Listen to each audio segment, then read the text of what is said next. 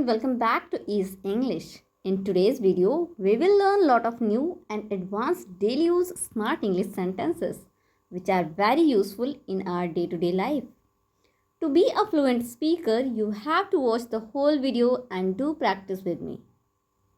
Guys, this is Vani Yadav and you're watching the channel Ease English. Before going to start the video, I request you all, if you are new in the channel, do subscribe to the channel, and if you are already a subscriber, then hit the like button and share the video as much as possible.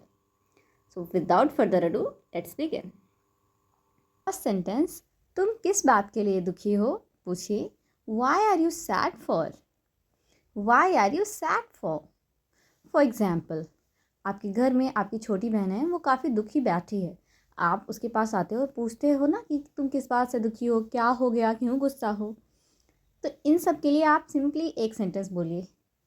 Y are you sad for? Next sentence, Ram कब तक यहाँ था? English में कहेंगे until when Ram was here. Until when Ram was here. For example, Ram आपका कोई friend है जो आपके घर आया है और आपका वेट कर रहा है. आप घर पे नहीं हो, घर से बाहर हो. जब घर आप पहुँचते हो तब तक राम जा चुका होता है. तब आप अपने घर वालों से पूछते हो ना कि राम कब तक यहाँ था. इंग्लिश में कहिए until when Ram was here. Next sentence, मैं तुम्हारे सामने खड़ा था. इंग्लिश में कहेंगे I was standing in front of you. I was standing in front of you. For example, आप अपने फ्रेंड के साथ मार्केट जाते हो और वहीं मार्केट में आपका भाई आपको मिल जाता है. मतलब वो मिलता नहीं है, दूर खड़ा रहता है, आपको देख लेता है बट आपसे कुछ कहता नहीं है. जब आप लोग सामने घर आते हो और एक दूसरे से मिलते हो तो भाई कहता है कि तुम वहाँ गई थी ना, आज मैंने तुम्हें देखा था. तो आप कहते हो कि कब, तुम कहाँ थे? तो भाई रिप्लाई करता है ना, मैं तुम्हारे सामने ही तो खड़ा था. उसे इंग्लिश में कहना चाहिए I was standing in front of you. Next sentence, मैं ठीक तुम्हारे सामने खड़ा था. कहिए I was standing just in front of you. For example, भाई जब मार्केट से आता है वो कहता है मैंने तुम्हें देखा था. आपने कहा कहाँ थे तुम, मुझे नहीं दिखे. तो उसने कहा मैं तुम्हारे सामने खड़ा था. स्टिल आपको नहीं दिखे तो वो बोलता है ना कि मैं ठीक तुम्हारे सामने खड़ा था. उसे बोलना चाहिए I was standing just in front of you. Next sentence, मैं गिटार के लिए पागल हूँ. इंग्लिश में कहेंगे आई am crazy for guitar. I am crazy for guitar. For example, आपका कोई फ्रेंड है जिसे गिटार बजाना बहुत पसंद है. वो जहाँ भी गिटार देखता है उसका मन करता है मैं उसे ले लूँ. तो बिल्कुल उसका बहुत बड़ा फ़ैन है. तो ऐसे में अगर उसे ये कहना है मैं गिटार के लिए पागल हूँ, मतलब बिल्कुल मरा जा रहा हूँ उसके लिए, तो कहना चाहिए I am crazy for guitar. Next sentence, वहाँ कितने लोग हैं? इंग्लिश में पूछेंगे how many people are there. How many people are there. For example, आप घर से बाहर थे, घर आ रहे हो तो आपने सोचा सबके लिए कुछ लेते चलो. आपने कॉल किया और पूछा घर पे कितने लोग हैं. तो अगर ऐसे ही पूछना है वहाँ कितने लोग हैं, तो इंग्लिश में कहिए how many people are there. How many people are there. Next sentence, pen कहाँ रखा हुआ है? इंग्लिश में कहेंगे where is the pen kept. Where is the pen kept. For example, आपने अपने भाई से कहा जाओ पेन ले आओ रूम से, मुझे कुछ काम करना है. बाहर ही बैठे हो आप. भाई गया लेकिन उसे मिला नहीं, तो पूछता है ना कि पेन कहाँ रखा हुआ है. उसे पूछना चाहिए where is the pen kept. Next sentence, समय क्या हुआ है? पूछेंगे what's the time. What's the time. For example, आपके पास आपका फ़ोन भी नहीं है और अनफॉर्चुनेटली आज आप अपनी रिस्ट वॉच लगाना भूल गए हैं. ऐसी कंडीशन में जो भी आपके बगल में बैठा हुआ होता है, अक्सर आप उससे पूछ लेते हो कि समय क्या हुआ है या फिर टाइम क्या हुआ है. लेकिन पूरी इंग्लिश बोलना चाहें तो आप कहिए what's the time. Next sentence, तुम दोनों सबसे अच्छे हो. इंग्लिश में कहिए both of you are the best. Both of you are the best. For example, आपकी क्लास में कोई दो बच्चे हैं जो पढ़ने में बहुत अच्छे हैं, हर चीज़ में, मतलब एवरीथिंग, हर चीज़ में वो बहुत अच्छा परफॉर्मेंस देते हैं. अब अगर आपको कभी चूज़ करना पड़े कि दोनों में से कौन अच्छा है, तो आप अक्सर यही कहते हो कि तुम दोनों सबसे अच्छे हो. कभी ये नहीं कहते हो तुम अच्छे हो या तुम अच्छे हो. तो अगर ऐसे आप भी बोलना चाह रहे हो कि तुम दोनों सबसे अच्छे हो, तो आप कहिए both of you are the best. Next sentence, हम सब तुम्हारे साथ हैं. इंग्लिश में कहेंगे we all are with you. We all are with you.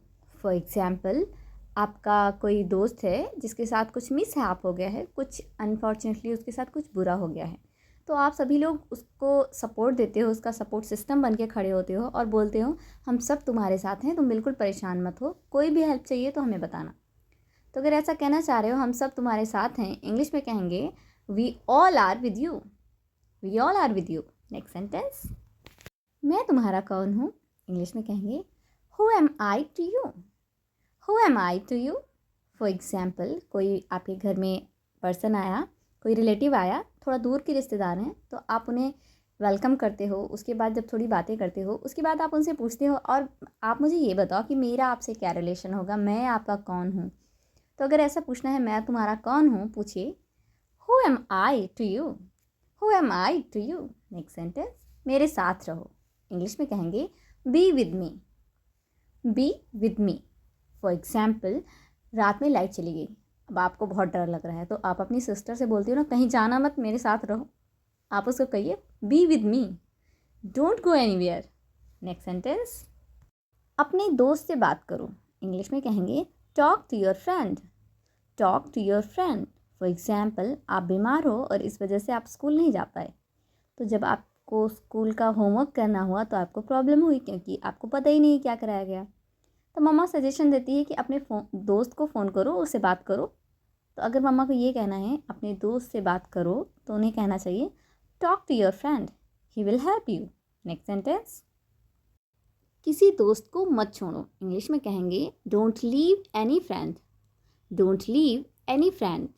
For example, आपके क्लास में कई सारे फ्रेंड्स हैं, तो आपके कुछ फ्रेंड आपको कहते हैं कि उन लोगों से दोस्ती मत करो।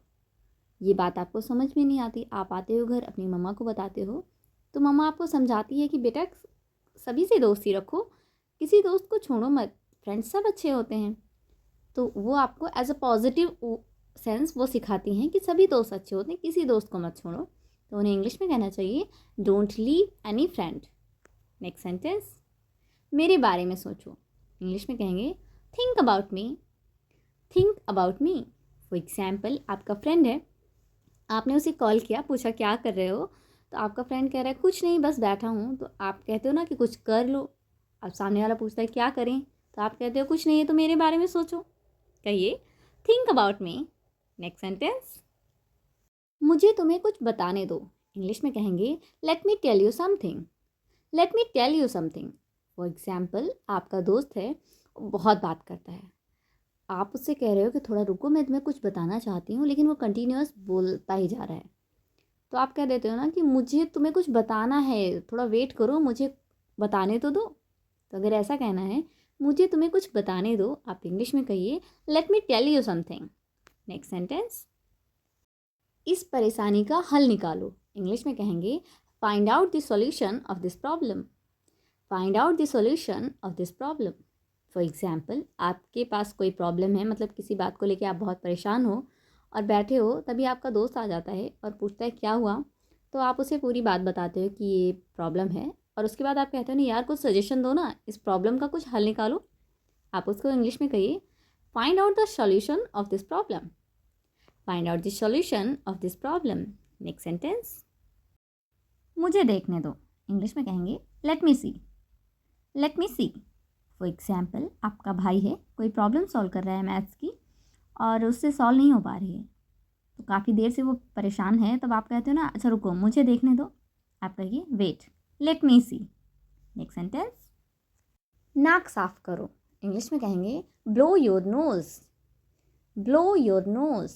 फॉर एग्जाम्पल, कोई छोटा बेबी है, छोटा बच्चा है, उसको बहुत नोज़ी आ रही है, उसकी नाक गंदी आपको दिख रही है, तो आप उसको बोलते हो ना बेटा नाक साफ करो।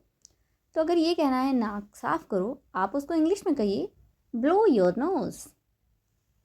Alright guys, that's all for today. I hope आपने वीडियो को पूरा देखा होगा, वीडियो आपको बहुत इंटरेस्टिंग लगा होगा और कई सारे नए नए सेंटेंसेस आपने सीखे भी होंगे। अगर वीडियो अच्छा लगा है तो प्लीज़ वीडियो को लाइक करें, ज़्यादा से ज़्यादा शेयर करें अपने फ्रेंड्स और फैमिली के साथ। और हाँ, चैनल पे पहली बार विजिट कर रहे हैं तो प्लीज़ चैनल को सब्सक्राइब करना बिल्कुल भी ना भूलें। मिलते हैं हमारे नेक्स्ट वीडियो में। Till then bye bye.